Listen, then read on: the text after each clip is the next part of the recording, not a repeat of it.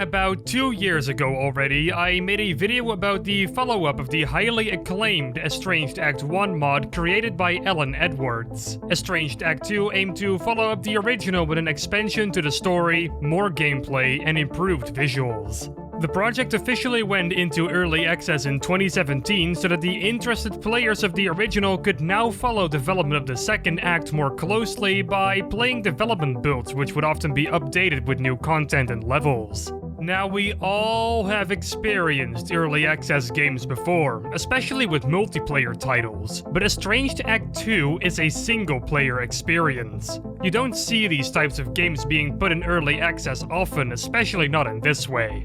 The Estranged Act 2 you played in 2017 is a lot different and bare bones in comparison to the other builds that followed it. It's really quite unique. Anyway, I decided to make this follow-up video because the game has just been released out of early access. The whole game is now complete and can be played from start to finish. If you played the game even once in early access, you now own the game for free, but if you haven't, it now sells for $4.99 on Steam. $3.99 right now even, but that might not be valid anymore depending on when this video releases.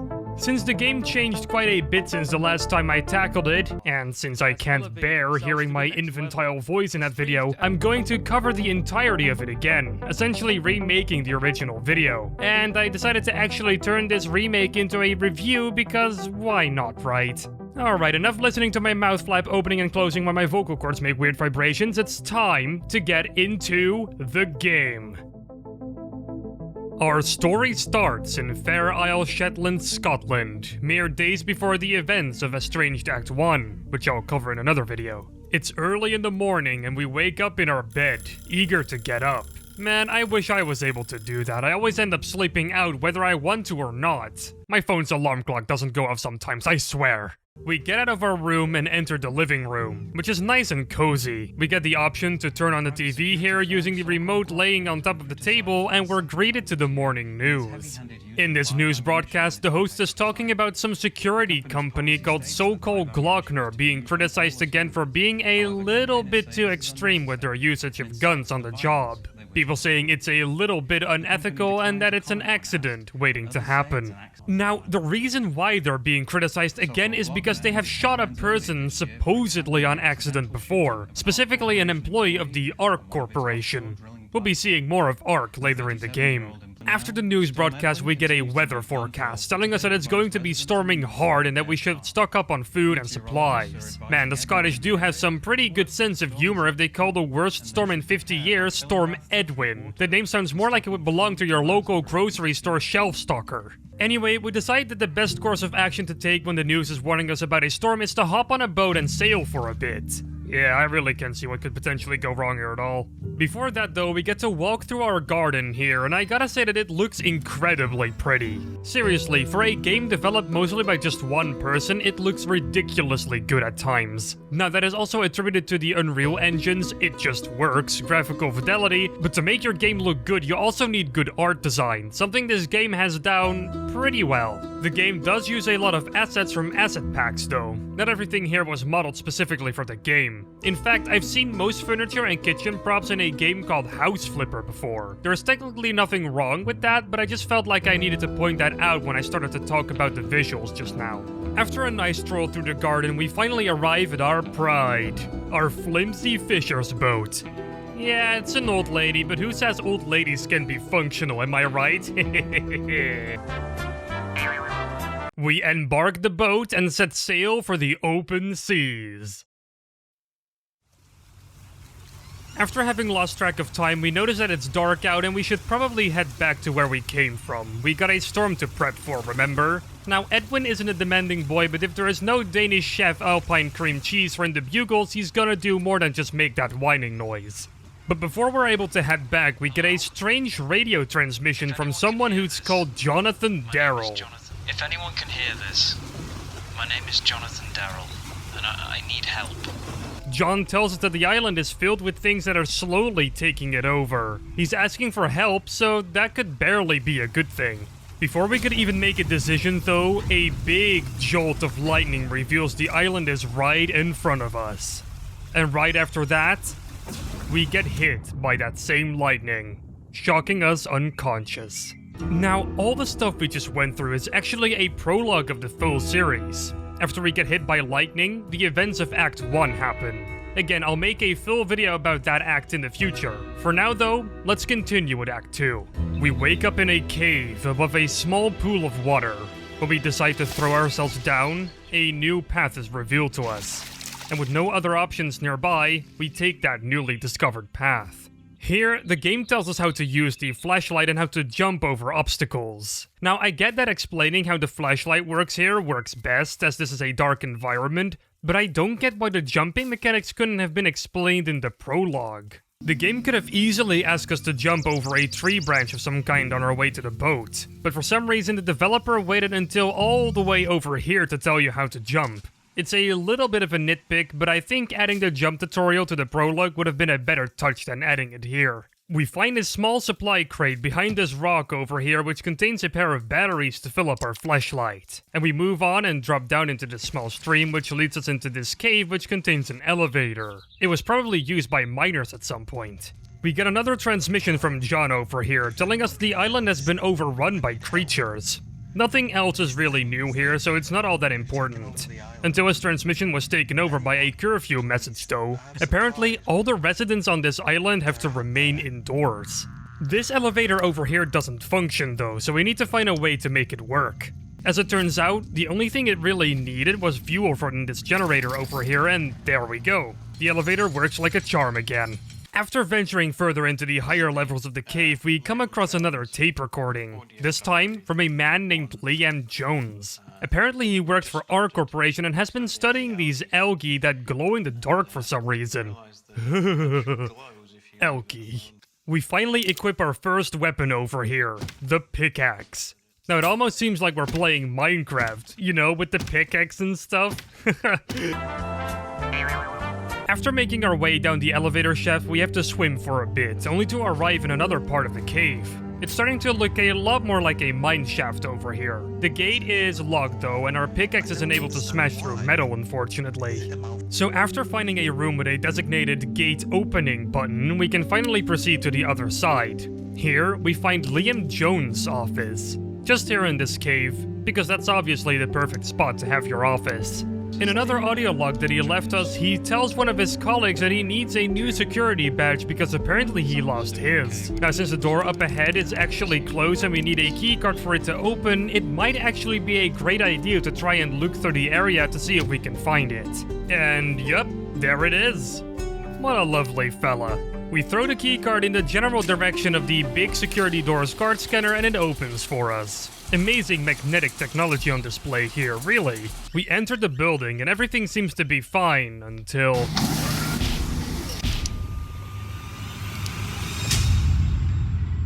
Welcome to Arc East.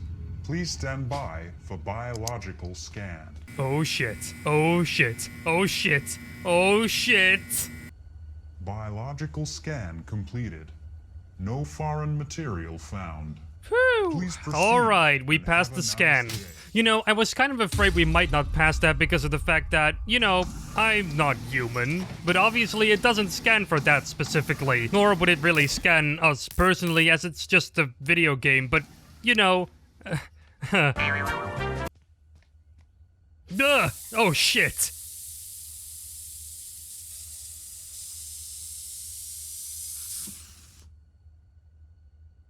No! We have arrived in the Arc East laboratories, and saying that it looks abandoned would be an understatement. I ventured through it a bit until I managed to end up in an actual nice-looking part of the lab. These are more akin to offices. I really do quite like the aesthetic here. Looks like a modern office. Now, it still looks abandoned, but hey, at least I don't get a scary basement with bathroom tiles on the walls vibe from it. After looking around, figuring out what to do, I found some vents I decided to climb through. Who puts lamps in ventilation shafts? I swear, these vents are like a maze. You really have to figure out which path is the right one to take, because if you take the wrong path, you have to do the whole thing over again. I finally did manage to find the right path through, and I was never happier to see blue carpet, an IKEA office chair, a desk, and a glass wall that totally isn't attached properly. Ugh! Not again! We end up in this lobby area, and... whoa! Okay, so apparently we're not alone in this building. Shit, I really hope I don't have to confront anyone with this pickaxe, or else I will have to introduce red as a carpet color over there. The exits here are blocked, so there's no other option than to follow where the light came from. Damn it, I don't like this! What if it's a door-to-door salesman? I really don't want a subscription to your stupid magazine! Alright, let's just climb through this vent over here and oh, come on, it's the only way to proceed! Alright, we should be safe now. There is no way that he went the exact same direction as me, right? Holy shit! Okay, you know what? This guy definitely deserves a pickaxe to the frontal lobe. Let's make it happen! Oh, come on, where did he go? Did he climb through all of this? This place is an absolute mess. Why would they just leave all their stuff out like this? What? Why is the place on fire now? Did he do this? Well, we better get the hell out of here before we burn to a crisp. I don't even care if we find the person who did this. Oh, what the? Is that an explosive barrel? Yup, that's definitely an explosive barrel. Well, it didn't hit me, so we're good, I guess. Oh shit, nope. Okay, we're good now, I think. Jeez, this guy really wanted us dead, didn't he? After finding a button to open this garage door over here, we finally managed to escape this office building and we could smell the outside air once again. We walk for a bit and find some abandoned train tracks here. Like every wise person would do, we climb the fence and follow it until we come across a dead end. Only this manhole seems to be a viable way forward. Let's get our feet wet once again. After landing in the puddle, our pickaxe suddenly breaks. Maybe I shouldn't have tried to hit literally everything with it like a mad caveman. But it was so fun though. We're not really gonna need it down here anyway. What kind of danger would hide out here? Oh, that kind of danger. Let's hope this brick can help us take out whatever that was. Oh, there's a zombie. No, take this brick, please. No. Okay, I think we're safe up here. Jesus, that gets your heart pumping, doesn't it? I gotta say that the design of the zombies are a little bit generic, sure, but the music cue and the zombie running quickly towards you really sets off the adrenaline in your body. Now, our path over here is blocked off by a large gap. Now, this lonely old fisherman can jump, but not that far. So after finding a side path and playing around with the zombie's super dumb AI, jeez, I was scared of that. We come across this valve which allows us to raise the water up to choking levels. Neat. While we do have to hold our breath underwater for a bit, we're also now able to swim to the other side of that gap we couldn't jump over before, enabling us to continue our journey and to leave P for brains over here behind. We make our way into this room over here with an elevated elevator that we have to access to elevate us to ground level. It's basically a small parkour section here, and we're able to reach the elevator quite easily. I did hear some footsteps though, while we were making our way up to the elevator. I didn't see anything, but it did make everything seem super ominous. Was something following us? Maybe there was someone waiting for us. Were they planning on stunning us, or maybe worse, killing us? As the elevator brought us up, the footsteps became louder and louder. It was scary. Until I figured out that the sound came from this adorable bunny over here. Now that's some scary shit right there. After completely ignoring Barbie's boyfriend being tied up between these two trees over here, we arrive at a shed that includes our very first gun. And it's about time too, because we're getting flanked by zombies over here. Not gonna lie, but I did panic a little bit over here because they're darn fast. You'll notice that a lot more in the game. The zombies aren't the slow variety in, say, the Half-Life games, but they share the same kind of speed the zombies in the Left 4 Dead series have, so you gotta be on your toes. We proceed forward through nature and eventually find ourselves in some sort of train yard where someone apparently installed a turret. It's really efficient in killing all the zombies in this area, but I have a feeling it might be super good at turning us into lifeless Swiss cheese as well. Luckily, we can disable the turret by shooting out the batteries. Not so tough now, huh? We move along the track and find ourselves another turret. Same deal as before though, just get close enough, shoot the batteries out of commission, and it's bye-bye turret time. Apparently, the turret was guarding this warehouse over here. I bet it's used to store the goods that the trains bring in, or ship out. Oh, shit. Well, I guess we're not getting out the way we came. But wait, that door doesn't just close on its own. So that must mean that there is somebody And just like that, we're down. We've been compromised. We're now listening to this guard, presumably from Sokol Glockner, the controversial security company we were introduced to at the start of the game. Bunch of corrupt losers. The guard even reveals that they burned down our lovely shed. Our home. Now you can destroy our boat. You can destroy our knees. But stay away from our shed! After blacking out once again, we wake up in our prison cell. We've been given some bread to eat and replenish some of our health. The only other thing we can do here is use the bed to sleep. However, our beauty sleep is cut short by an alarm that goes off in the hallway connected to our cell. A zombie can be heard groaning too. Oh gosh, stay away, stay away, stay away. Oh jeez! Well, it looks like we have a way to escape now, using a ventilation shaft. Man, this game does really like its vents like they're an angsty 14-year-old. We managed to escape our prison cell, and we managed to collect the gun from the dead guard that's laying on the floor now. But how do we know for sure he's dead? There. Now, if we could just hold this pillow... After successfully assessing the depth of that guard, we walk into a pretty colorful hallway. Pretty stylish for a prison basement. Anyway, once we get to the elevator to move upwards back to the surface, we notice that it's out of order and we're required to solve some puzzles to get it working. We're faced with room A and room B, each containing its own little puzzle. Now, they're really nothing special. In fact, I'd say they're dirt simple. For room A, you just need to send a phone that's laying on the desk a two-factor authentication code. It's a matter of pushing a button, waiting for the code to arrive on the phone, and then we can just type that code onto the computer. This puzzle could have been so much more, but nope. Why couldn't Ellen Edwards put the phone in some other room somewhere? Maybe the guard from the prison area could have carried the phone, which would be laying next to his dead body. So you need to get back to him to get the code. It's nothing serious, but it would make the puzzle less shallow. The B room doesn't do this much better either. We enter a room with a zombie waiting for us, and there are bunnies underneath us. Oh, they're adorable. The puzzle here, though, is just counting how many bunnies there are hopping around in the reservoir below. Now, yes, they keep hopping around everywhere, so it may take you a couple seconds to count them, but once you know the answer, the only thing you have to do is type it in on the computer and boom, you're set. Not sure about you, but I felt like these puzzles weren't given much thought at all, and they were just put in to break up the gameplay. I kinda like the idea of using two-factor authentication and a phone for the A-room puzzle, though. It's a modern take on code collecting missions. I just wish it was done a bit better though. Anyway, the elevator is now unlocked and we're free to move up a level. We enter the green offices.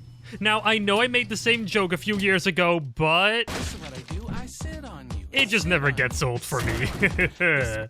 Oh, speaking of the previous video, I complained about these light switches being here and them not doing anything. Well, apparently they got removed now. Now, I much rather wish that we got the function to turn the lights on or off, but this is a good compromise too. Alright, let's move on. Everything up until this point was shown in my first video already. Anything beyond this is unknown territory. So let's see what lays beyond this door, shall we? It looks like this office is having some leaking problems. Just on this floor though, nowhere else. Did this guy shoot the water pipe perhaps? Well, he is Sokol Glockner, so I assume he's an idiot and did just that. After moving up a couple flights of stairs, we come across a door that requires a keycard to open, and obviously I don't have one anymore, so we're going to need to find one. I'm going to get an achievement from getting water out of a vending machine. Oh shit!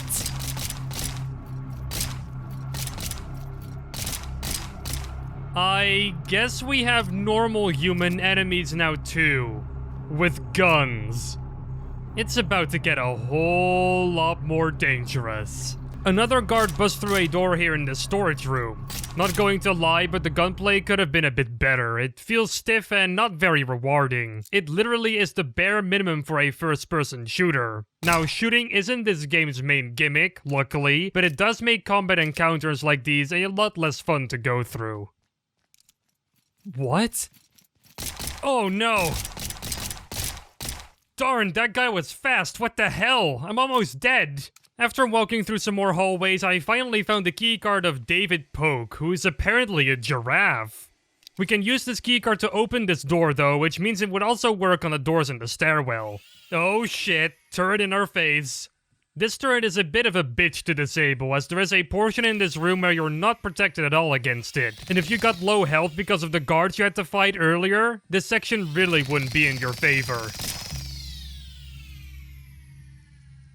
Anyway, we managed to find another keycard here from one Lauren Ford, who's a zebra.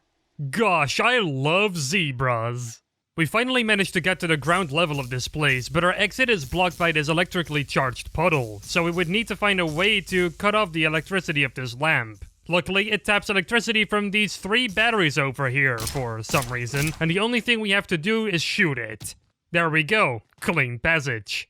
We get to the lobby of this office building and find a way out of it, entering the streets of what seems to be this island's downtown section. The road here is blocked off though, so we need to make a detour. It looks like we can pass this river to the other side of that fencing, but this gate seems to be closed. Let's find a way to open it. Into the dirty poop water we go!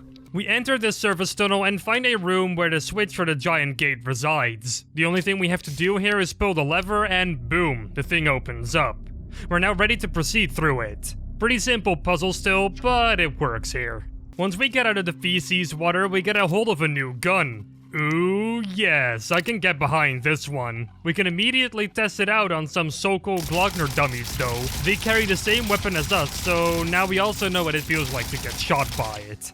After exploring the area for a bit, we figure out that the only way to proceed is through this apartment building. Scouring this apartment building for ammo or other equipment is useless, by the way, because there's nothing to find. Kind of a waste. Usually you would reward the player for exploring off the path. There is this crate at the top floor though, but that's about all there is to discover. After moving down the stairs, we enter the building's basement. There's a fence in the way though, and the only way we can proceed is by moving these boxes out of the way and crawling through this vent. Yay, more vents! Once we get out of the vents and fall down this boarded up hole here, we make our way into the sewer system of the downtown area. We get some pretty interesting lighting here with the setting sun shining through these grates. It's not entirely realistic though. A setting sun isn't supposed to be right on top of the sky, making the shadows point directly down. Oh well, we fight a couple more zombies in this section, collect some gear, and we avoid the apparently very toxic poop water because if we don't, we die. Seriously, why is this poop water so toxic? Is the island being fed by exclusively one Taco Bell or something? After literally going with the flow of the sewer system, we enter some sort of cave system. Kind of a strange transition, but we'll have to roll with it. Oh, well, apparently not a whole lot of people have been here over the past few years, Yikes. I hope nobody here was forgotten or anything. That's a damn ancient looking shield though. Holy shit, how long have these skeletons been here? According to this handy audio tape here, these skeletons used to be pirates and or sailors, escaping the British Navy, and they tried to make this island their new home. Well, either that worked out too well, or not at all. Oh, and in case you're wondering, there is nothing at all in this pirate's chest. What a shame. Venturing deeper into the cave uncovers that these pirates or sailors had some fighting between each other over some sort of artifact that Ark allegedly took after it was found here. Some skeletons even had bite marks on them. Now, are you thinking what I'm thinking? The artifact turned these pirates and sailors into zombies, which is what caused the fighting and the bite marks on the bones. I'm almost certain that's the case, it just seems too obvious. Shit! The zombie has a hazmat suit on. Well, that helped you out there, didn't it? Wait a second, this person looks completely normal. There are no signs of him being a zombie at all. Did I just kill a regular person that just kinda acted like a zombie? Shit, I hope not. Then again, what is this guy doing in these deserted caves? Not really a normal place for a normal human being to be, am I right?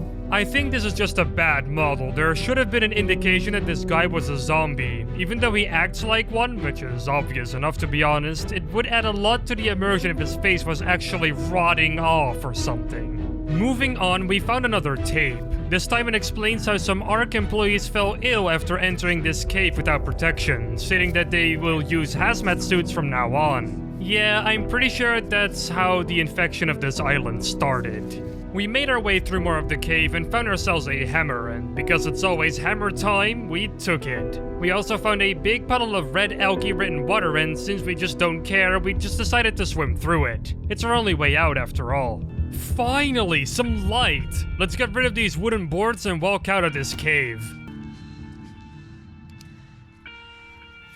Whoa. Now this is one hella pretty sight over here. Yeah, Unreal Engine 4 definitely did this game good. I would almost want to have an Act 1 remake on Unreal Engine 4. Please make it happen, Alan Edwards. Walking down the beach, we eventually made our way to the Communications Center, which was a goal that was set up since the end of Act 1. And again, yes, I'll be covering that part too. Once inside, we destroyed the servers and equipment that was sending out the curfew message that John Darrell was talking about on his radio messages. Well, no! Is there anyone there? This is an SOS. I repeat, an SOS. Oh good, he finally got his message out. Now all we have to do is wait for the military to respond so we can get off this island so we can build a new shed somewhere. Still can't believe they burned our home down. Ugh. This is the Norwegian Coast Guard. Please state your coordinates. We're at approximately 72 degrees, 59 minutes and 6 seconds north, and 2 degrees, 51 minutes and 54 seconds. Daryl over here just shared the coordinates of the island. I really hope they can find it. I have to inform you, there is an active government defense operation on the way at your position. Oh, what does that mean? What government defense operation? What are you talking about? Yeah, what is all of this about? What's happening? Are you there? Commence expunge. Observer plans. 72 degrees, 59 minutes and 6 seconds north. 2 degrees, 51 minutes and 54 seconds east. Oh shit. No. No, this isn't happening. Get out of there. Anyone listening to this, leave the island right now, by whatever means you can. The island is about to be bombed by the military. Instead of helping the island and its citizens, the government would rather cover it all up. We really have to get out of here. We run through the underground maintenance tunnels and get in a boat that is docked outside. We drive it into open seas to hopefully escape the horrible death that awaited us if we stayed put. No time to look back now. If you have played Act 1 before playing Act 2, this is the perfect time to reflect on everything that has happened so far. Your crash on the island, meeting John Darrell, getting to the ARC offices to free a scientist with Dr. Kleiner's model, crawling through caves, vents, more offices and warehouses, only for everything we have done to be for nothing. But at least, we get to escape with our lives.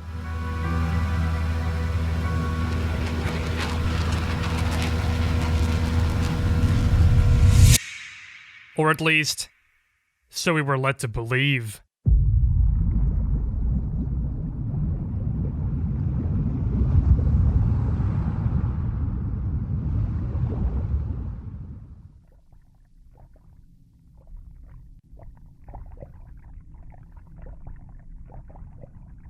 And yet, we awaken, nearly drowning under the water.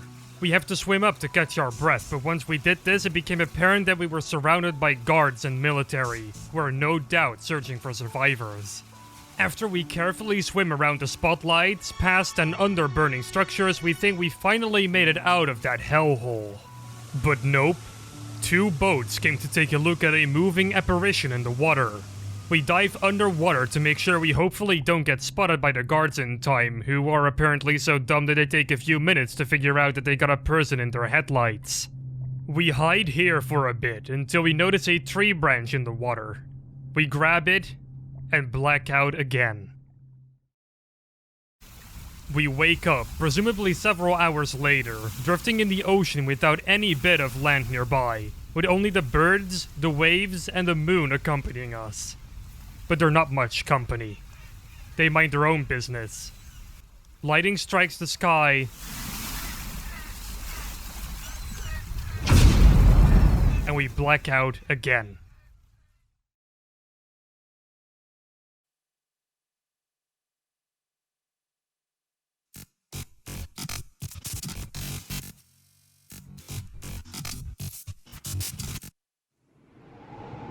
After a bit, we wake up again, and apparently we've reached some land.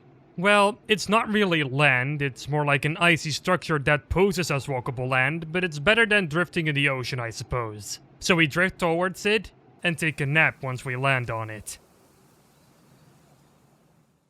Until we're suddenly dragged by someone and put on a boat. Did we just get saved? Or are we in for another world of trouble in this new snowy land? We arrive in some sort of underground base. The gates closing, signifying that we're not going to get out of here anytime soon. The base is really empty looking, but I guess someone is calling it home. But who is that someone? Who just saved us? Hey, can you hear me? You're not gonna believe this, but it's me. It's John. Oh my giddy aunt, it's John! How did he fucking survive? We're dead, aren't we? This is the afterlife. We're certainly dead. After a bit, we finally get a bearing of ourselves and get out of bed. It looked like John graced us with some bananas and bread. Explosive bread! Can't shoot you now, little red prick. I made it here on a dinghy after escaping a bombing by military aircraft. Alright, so he escaped almost the same way that I did. It does sound like his escape went a little smoother, though. We explored this base for a bit. Apparently it has a soda machine. We're saved! No, but for real though, it's a really empty place. I really wondered who used it and what it was used for in the first place. We walk into some sort of eating area where there is some food on the table. Man, all this food is making me quite hungry. Anyway, we ignore the food, pick up the security card to use for the locked door at the end of the hallway, and once the door opens up...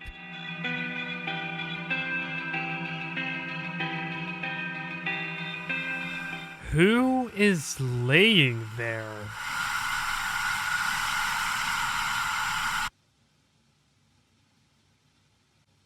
And that was Estranged Act 2, a game made by practically one person in his spare time. Of course, he had some help from others in the modeling department, and he used different voice actors here and there, and he definitely didn't do all of the music, but all the rest was made by him. And for a game that was made by one person, it really seems like an incredible feat. Not only does this game manage to look amazing at certain times, in part due to the Unreal Engine, but it is pretty well paced too. And the art and level design really seems competent as well. You can really tell some serious effort went into this. Now, there are some flaws too, of course, like how the gunplay kinda sucks sometimes, and some of the zombie models don't look very zombie-ish either. The voice acting could be a lot better at some points too. Some of it really does sound like it was phoned in, especially the Norwegian Coast Guard. This is the Norwegian Coast Guard. Please state your coordinates. No offense to the voice actor here, but maybe a few more takes would have made that performance a lot better. I also found that while the game can look amazing at times, some areas do really seem blocky still, like it was pulled directly out of the source engine. If more people worked on the level geometry, I think it would have been a little bit more detailed, but again, one person can only do so much. Seriously though, if more people worked on Act 3 whenever that starts development, I think it could become a really good quality experience, even more so than what we got for Act 2. So, do I recommend you go and get Estranged Act 2? Well, yes, of course, it's only $5, cheaper than some people's cup of fancy Starbucks coffee. It's definitely worth every single penny if you like this sort of thing. But do play Act 1 first. It would fill the gaps that may exist if you get into Act 2 right away. And Act 1 is free, so you would have no reason to not play that first.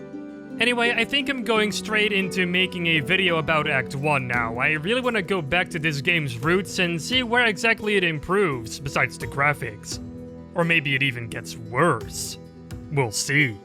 Now, if you want to see that video, then you better make sure you subscribe to the channel. I don't say that often in my videos, as I think it's kinda useless information. You know, if people like my videos, they would subscribe on their own, I always think. Anyway, enough about me, and more about Estranged Act 2. Get the game. Get it now. Grab your wallet, and get the game.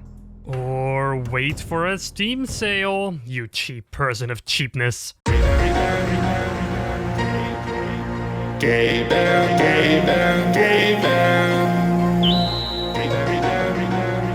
Gaben, Gaben, Gaben,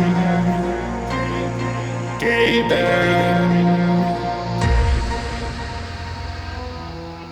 I've been on my spaceship counting stars since '94, waiting for someone to come and knock on my door.